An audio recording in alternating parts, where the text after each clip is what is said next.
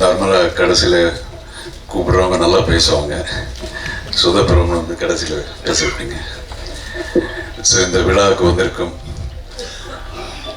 எல்லா பத்திரிகை நண்பர்களுக்கும், மேடையில் இருக்கும் எல்லா அன்பான இயக்குநர்களுக்கும், தயாரிப்பாளர் சிவா அவர்களுக்கும், அப்புறம் இந்த படத்தினுடைய தயாரிப்பாளர் பிரதீப் அவர்களுக்கும், தனஞ்சய் சார் அவர்களுக்கும், எல்லாருக்கும் என்னுடைய வணக்கத்தை தெரிவித்துக்கிறேன்.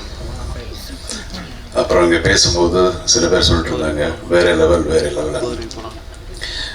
ஒரு சின்ன விஷயம் புரியல. ஒருத்தர் வந்து சொல்றாங்க நான் சின்ன வயசுல இருந்து அவரை பார்க்குறேன்றாங்க. ஒருத்தர் சொல்றாங்க முடி இன்னும் கொட்டலையே அப்படின்றாங்க. ஸோ இந்த மாதிரி இதான் ஒரு லெவலான்னு புரியல. Anyways, so it's a very nice moment today.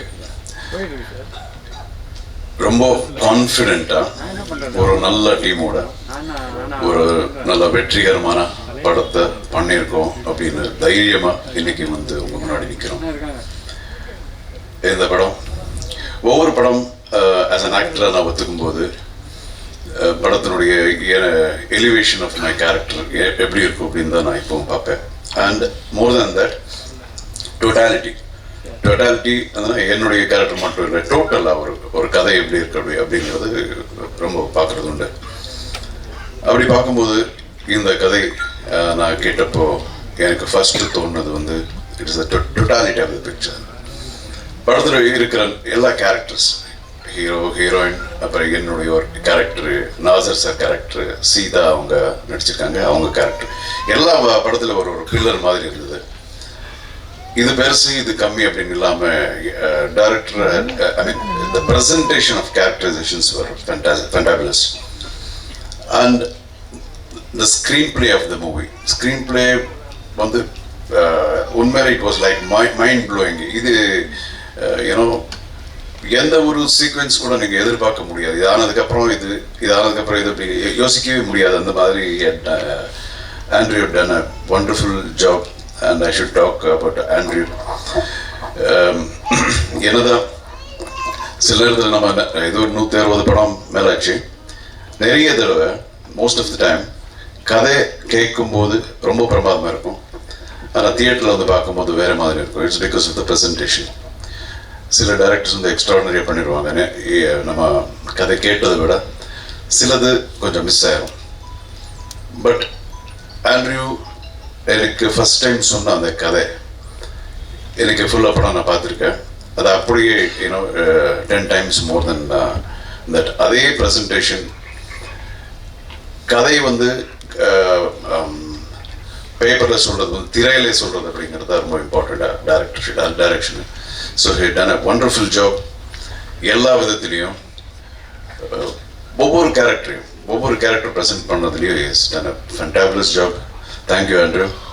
Thanks for the opportunity. And I should talk about the hero of this movie. Yeah, he is a wonderful person. Very humble.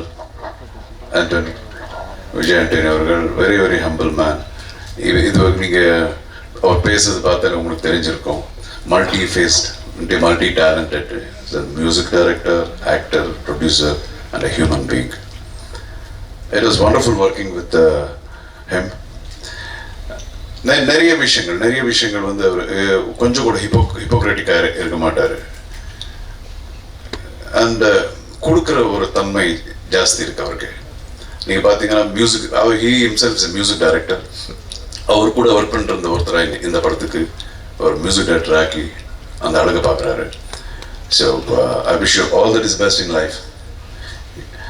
And as I told you, இந்த படத்தில் ஒவ்வொரு விஷயம் கூட all technicians are like the pillars. Mukesh camera எக்ஸ்ட்ராடனரியாக பண்ணியிருக்காங்க.